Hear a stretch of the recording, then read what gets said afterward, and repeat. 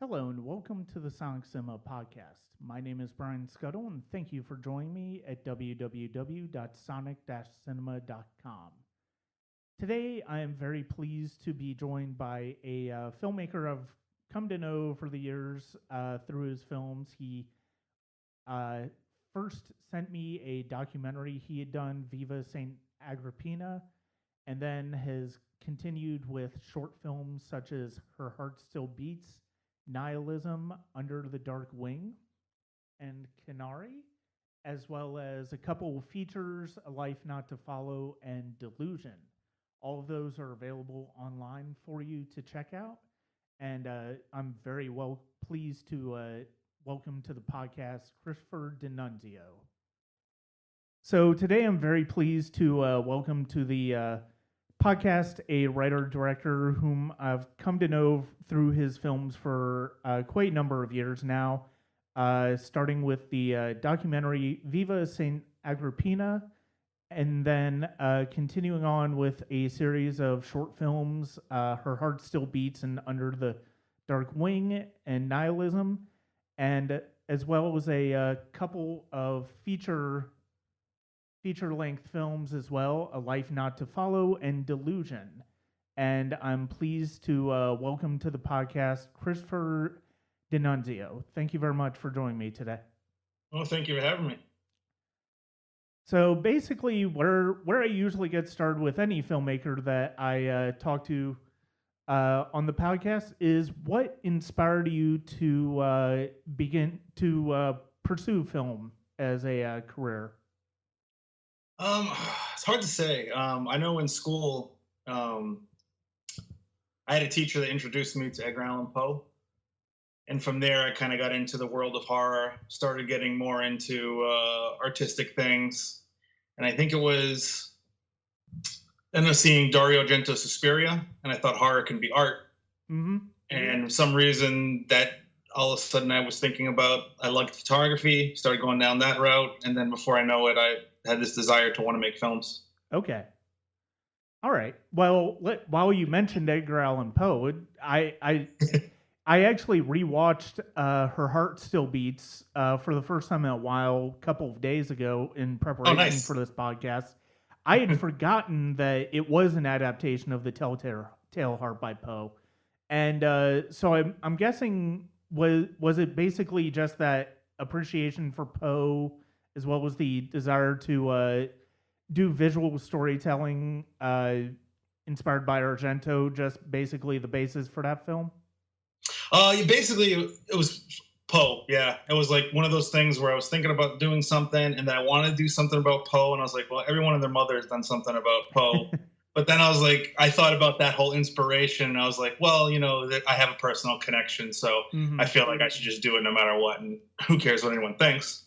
Mm-hmm. And so I did that. And coloring and stuff, I like a lot of those old Italian 70s horror films, especially like Argento and Suspiria, where they use those colors. So those always tend to come and play whenever I really use color.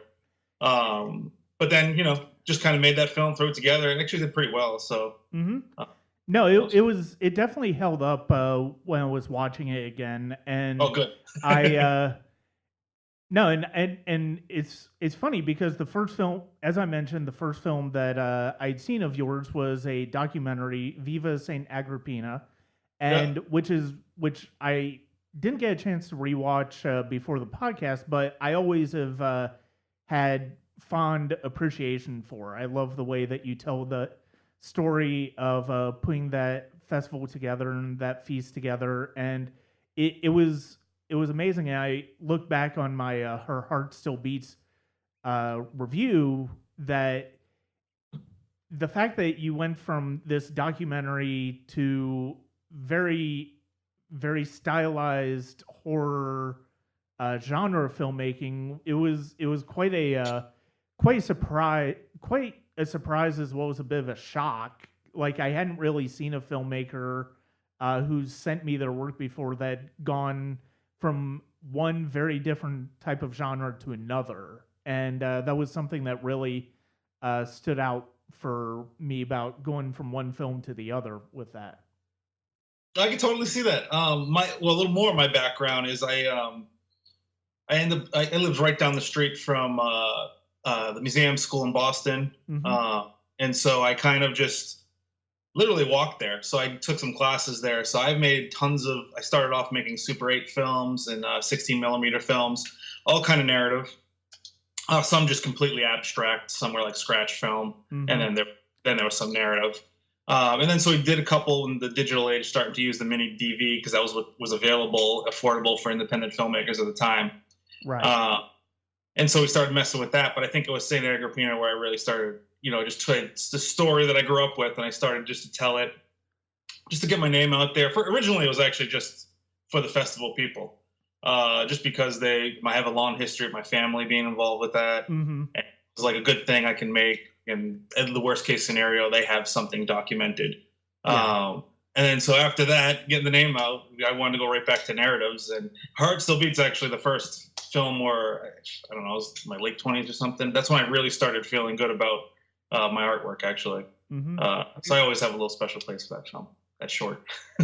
Well, and it definitely comes through. I mean, that's one of the things that I like about all of your films is that there is something personal comes through in each of your films. But one of the things that I really like about your narrative work is the style, the visual style that you bring to it. Whether you're talking about black and white film, like Under the Dark Wing, um, or something like Her Heart Still Beats, or your feature work. It's very stylized. It very much has a visual sense to it that is unique and very much draws you into the film. What filmmakers other than maybe Argento would you say you're probably inspired by? Well, before I answer that, also a good give some credit to Nolan Yee's a cinematographer I've worked with for a long time, and he has a big influence over a lot of my photography as well. And when Her Heart Still Beats, James Sullivan was our DP, and again, he brought a lot to the table as well. Mm-hmm. But I am a visual guy. I got into filmmaking because of visuals. But I say besides Argento, who is some Bellatar is one of my favorite filmmakers. He's a Hungarian filmmaker. He makes those type of films that people make fun of, the art house film with people sitting around doing nothing but eating potato, those type of things. There's a lot more to it. Films are pretty philosophical and uses a lot of camera movement, very slow camera movement. But I like his work a lot, especially he does everything in black and white. Mm-hmm. So he's a great one. I like a lot of old filmmakers, to be honest. I like Andrei Tarkovsky. Big fan of Fellini. Michael. Sorry, who was I just saying there? Antonioni. Mm-hmm. Big fan of Antonioni. So a lot of that type of stuff. So I like kind of a mix. I like the poeticness about their films. Some of them I feel like have very contemporary type of cinematography, mm-hmm. especially so a lot of the, I mean, I don't know what it is, but I resonate. I like the pace of their films. They always felt personal as well. They had this kind of warm, real touch to them, and artistic at the same time. Mm-hmm. I felt like they had everything. They had the visual, they had the story, they had the good acting, and they were just there's something about them that just feel really real to me. Yeah, admittedly, Antonioni is somebody I haven't quite gotten into quite as much, but definitely Tarkovsky. I've always been a big fan of Tarkovsky. His films are absolutely beautiful, and when you bring up his name, I can definitely see the influence in his films on yours, especially his use of black and white and the way he uses color in films, and that's definitely something that interests me. One of the you tend to, are there any particular, other than Her Heart Still Beats, which is obviously inspired by Edgar Allan Poe, is there a particular inspiration? Is there a particular type of story that inspires you? Because it does seem like you tend to, if I remember correctly, it's been a while since I've seen a couple of your films, but it does seem like you do have some sort of Italian. There are sort of some there are more than a few crime films in your filmography, Yeah. if I remember correctly. Yeah, I definitely tend to do that. I like crime a lot. I think it's also has a lot to do with what you have around too. You know, being from a city, the darker stories those kind of city or crime stories kind of work easier to film. At the same time, I grew up hearing a lot. You know, you're in the city, you hear a lot of stories like that. Yeah. But it's really just, you know, sometimes it's an image. I have an Mhm. image in my head and I build a story around it. Other times, there's not too much times I have a real, well, there's always like an underlining lining of a message, but it's like hard. You'd have to really go back and think about exactly what it was. But it was those you kind of I like to try to layer it with emotions, whatever it is you can, whether you're trying to do something with the writing and or something visually symbolic. But usually I like real stories. I like people who struggle. A lot of times I feel like that's life. And I think when you work on a lower budget, those stories also just kind of they work to your benefit, I guess you could say. Right. Yeah. It's your budget a little bit. Mm-hmm. Yeah. Yeah, and rewatching Under the Dark Wing, I had actually forgot. It'd been a few years since I had seen it. I had forgotten about the fact that it's got this crime element to the film, but it's otherwise very ethereal and very spiritual as far as the nature of the narrative and as far as the thematic material of the film. And that's something that I always think is really intriguing when somebody can bring two elements such as that are, and in a way it reminds one of Scorsese, although I think especially when it comes to Under the Dark Wing, it's much more literal, spiritual and ethereal themes than Scorsese has touched on. But I mean, you can sort of see that influence there. Yeah, I guess I love Scorsese as well. But yeah, definitely with Under the Dark Wing, I was really getting to like just I don't know randomly searching philosophy of death and things like that. Mm-hmm. And one of the big things I wanted to do was I thought it'd be kind of cool to make this death character, and ours was the form of I wrote that with Pedro Alvarado, who I also wrote A Life Not to Follow with. But one of the ideas with this was just kind of she was this pregnant teenage girl, so she had the young innocence, but then she was also pregnant, which shows fertility and all that. Mm-hmm. And then she also had these special powers, which she was just figuring out. So we thought it was kind of a cool Twilight Zone-y type of thing to do. Yeah. And when I liked the crime element, what was funny is we actually tried to stay away from it as being a very like Italian mafia or anything. But the fact that I had two Italian actors, people who you'd still go mention Italian type of other mob guys to compare them to, which I thought was kind of funny. I thought we played it pretty straight, but there's only so much you can do. But yeah, I love blending the genres. I think there's just something, you know, sometimes you do it and it seems like a mesh up of things, but if you do it right, it just feels like it can feel like a fresh perspective. Oh yeah. And I like to do that because it's also very challenging at the same time. Mm-hmm. Well, it's been a couple. I think Delusion was the last. Well, no, that's not true. Actually, you actually remind me. Kinari was the last film of yours that I had seen. Yeah. And you'd remind me that you'd sent me that to watch for a while ago.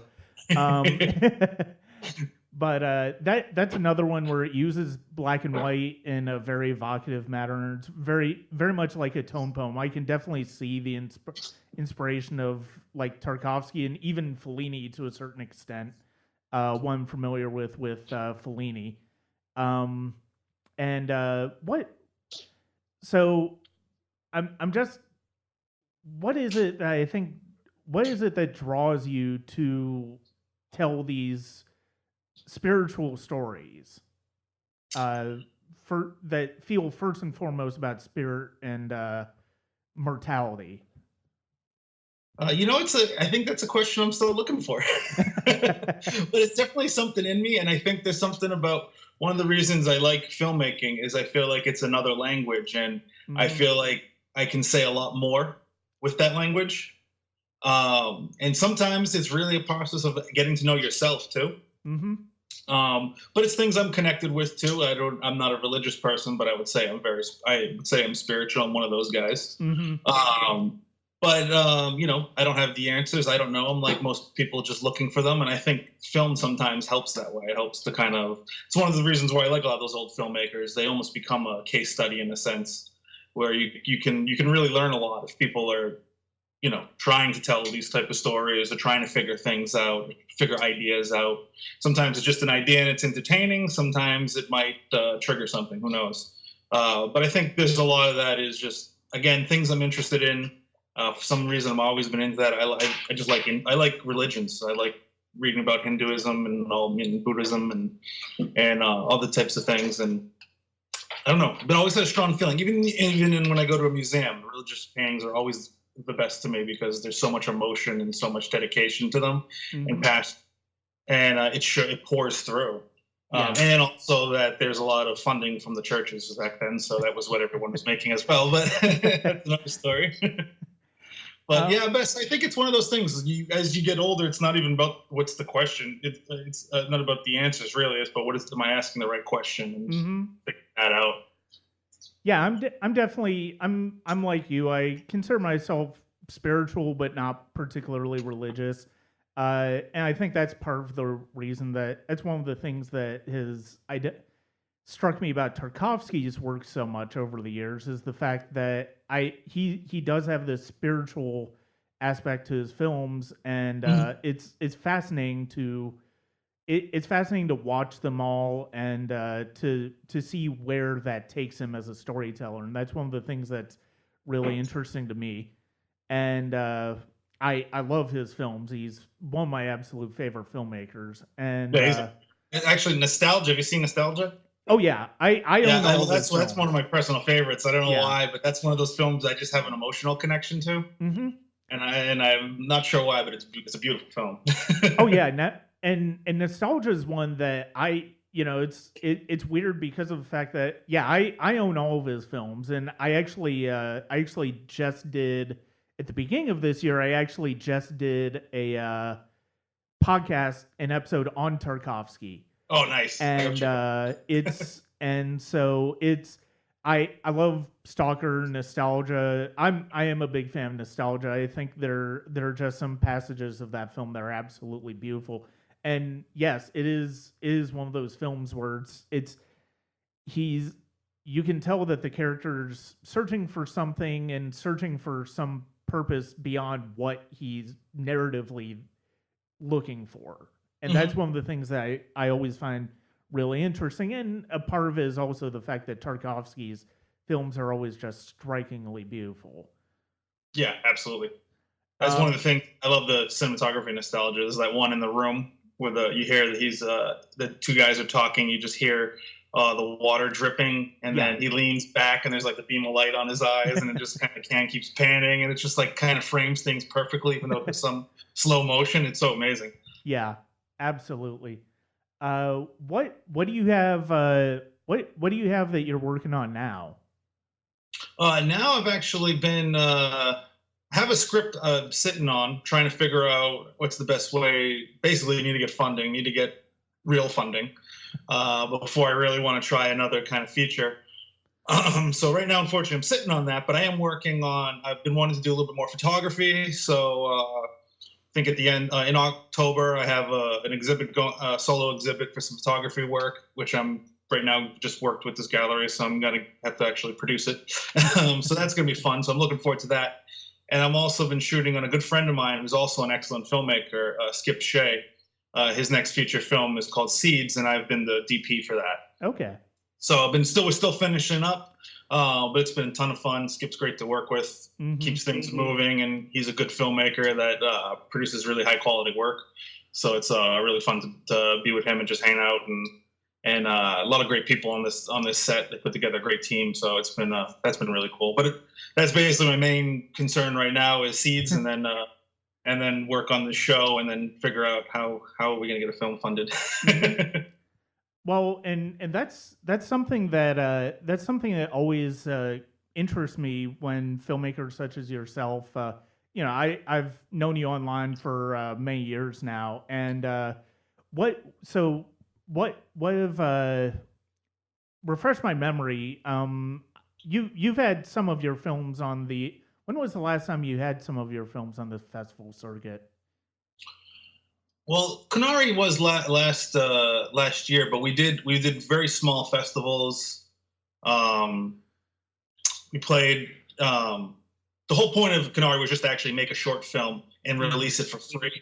So when we did festivals, I think it played 9 or 10, but most of them were even festivals that were just free for short films, or we paid for a couple and got in just because we weren't trying to spend money on it. We were just trying to make this thing and see how many people would see it.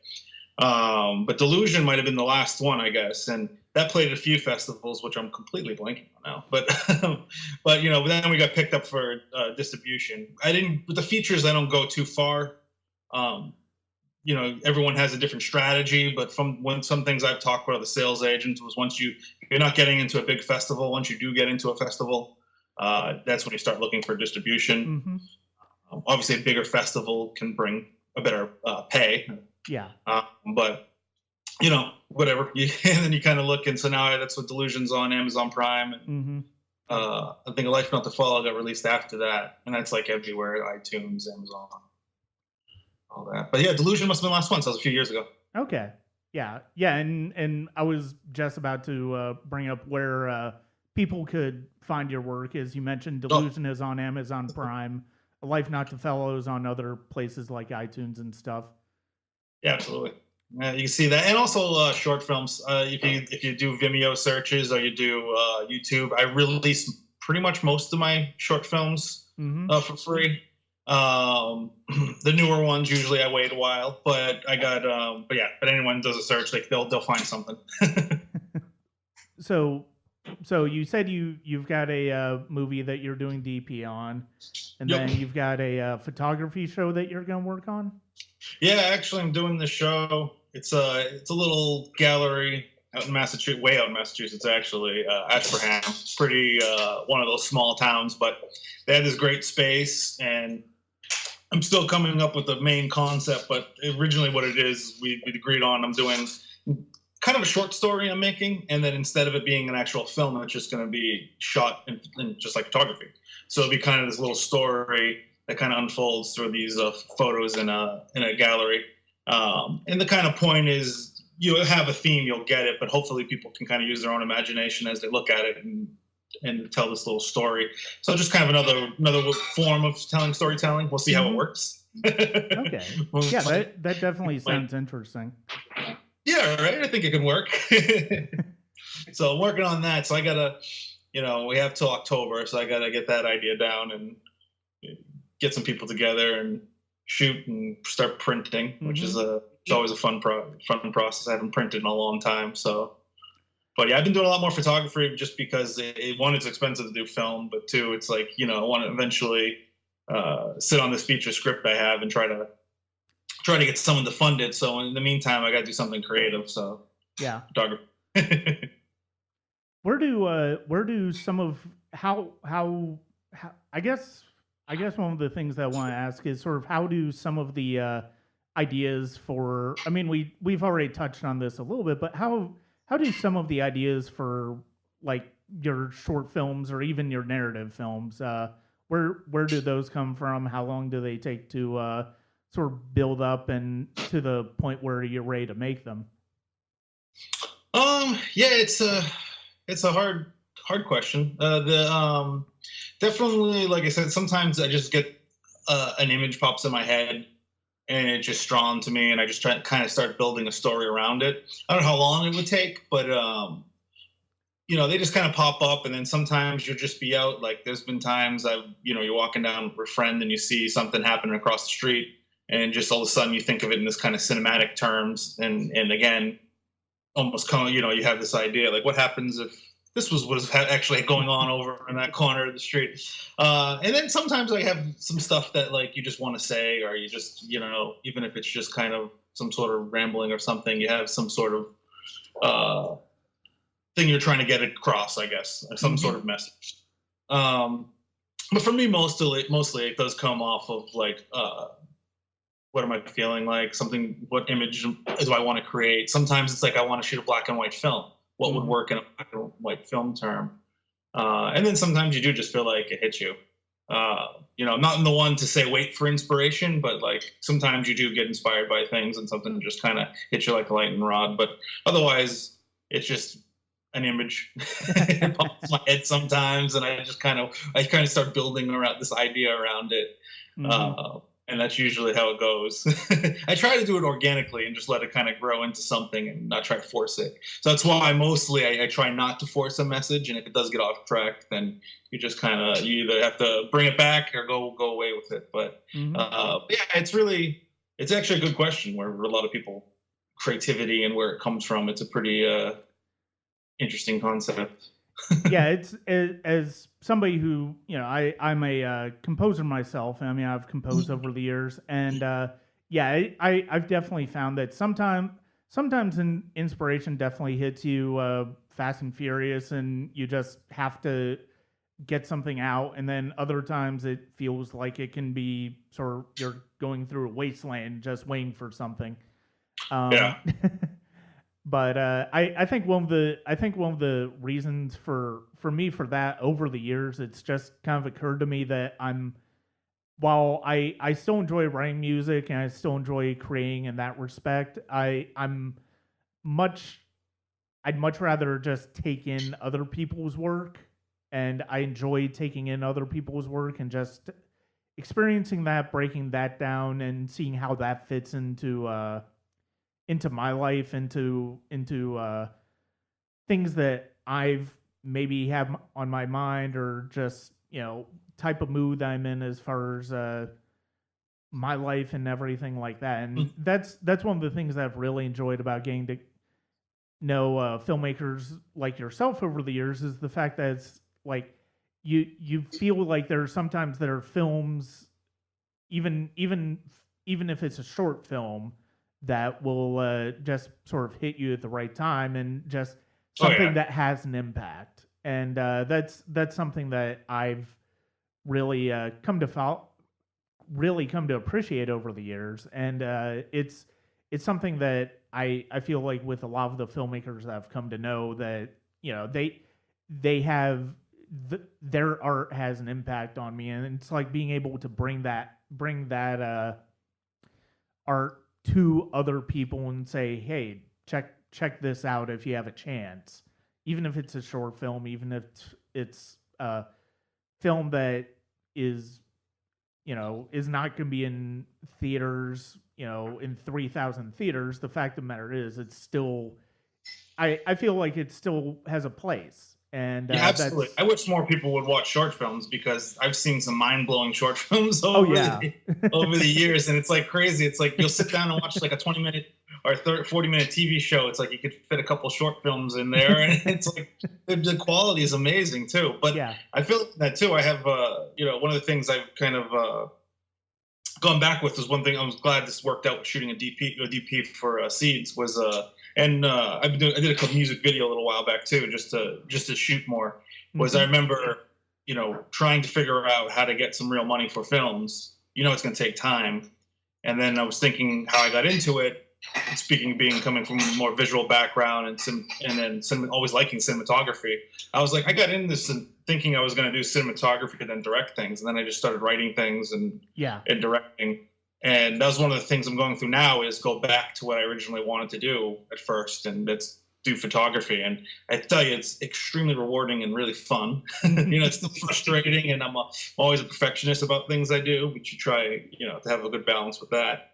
But yeah, sometimes you just gotta move on to other things too. It's good to have someone who wants to write. It's a good thing if they paint. Always have like that second thing, because sometimes you do feel tapped in one area, and you can just go to another area Hmm. and creative and get things going and have that all that good feeling, and then go back and forth, whatever you want to do it. Hmm.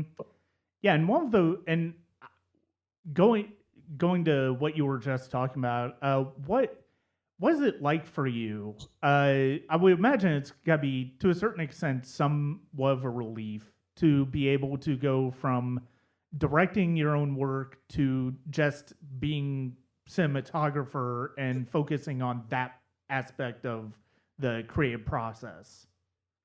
Yeah, it's actually a lot of fun, and it's because I like being around film. I like working on film, and I like cinematography. I like directing. So it's like you just have all these less responsibilities. It's still a major one, and you still, and within what you're doing, there's a million little things. So if it's more of something it feels mentally than an act than a reality. I guess if you weigh them out, the director always has more to do, but uh, it's you kind of just start focusing on this one thing, and it's like I guess the best way to explain it is like when you got like a restaurant, you have some guys that do a bunch of things and it's great, and then you have that like one master, and he just does the thing, and it's always great. He just gets to zone in. You just get to kind of zone in on this one world, and other problems that happen are not yours to deal with. And I can see some of those things that nothing bad has happened, but just like the normal stuff that you would go through, and it's like, oh man, I don't have to deal with any of that. This is awesome. Just come here, create art. Yeah. So there's a lot of like, I guess maybe some people who haven't been on the side of a director realizing how many questions they have to answer and how many things they have to think through and all that. It's a lot, and it's not an easy task. Anyone who completes a film, it's why it's always a great accomplishment. But going back to the DP, you get, any other position, you get a certain amount of things cut, and those type of pressures, I guess, is really what it is. And that part's a relief, and you can just lock in. And I don't know, I'm always had fun when I made films, but there's something about just coming on and helping someone else and doing that's also really fun as well. So I guess it's a new type of fun. But the pressures are definitely less. You still have to work. I'm still freaking out over certain types of things, like if I missed focus on this little thing and all that jazz. But it is what it is. It's fun. Well, thank you very much for your time today, Christopher. I'm really glad we were able to do this. Yeah, me too, man. It's like we've known each other for a while online, so it was great to sit and chat. Yeah, and I definitely, where do you have a website that people can go to? I mean, I know some of your stuff is on Vimeo and on YouTube, and you mentioned where Delusion in a Life Not to Follow are. But do you have a specific website that you have? Yeah, it's just my name, ChristopherDinunzio.com. And people can go on there. I actually have a bunch of photography you can look at. You can see trailers for films. Actually, might have some posted. Should have mentioned that before. But and there's also links to where the stuff with Delusion in the Life Not to Follow, where you can get it and see it. And and there's some links back to IMDb and things like that. But there's actually a lot to go there. So definitely check it out. Look at some photography. Drop a line. Have fun.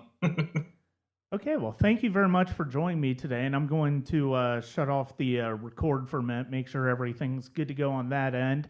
All right. But yeah, thank you very much for joining me today. Thank you. I'd like to thank Christopher Di Nunzio for joining me today. It was a lot of fun to talk to him about the creative process, the ebbs and flows of creativity, as well as a couple of his features, and to give a preview of what he's got coming up. We'll definitely be looking forward to hearing more from him. For now, thank you very much for joining me. Join us at the Sonic Cinema Patreon. I've got a recent quick take video that I posted on the notion of what a classic film is in the modern cinema, that I posted inspired by the Oscars and some of the discussion I saw after the Oscars. I've got another glimpse of the book coming up, as well as more podcasts and audio extras that I hope you'll enjoy. So thank you very much for joining me. This is Brian Scuttle and the Sonic Cinema Podcast saying goodbye for now.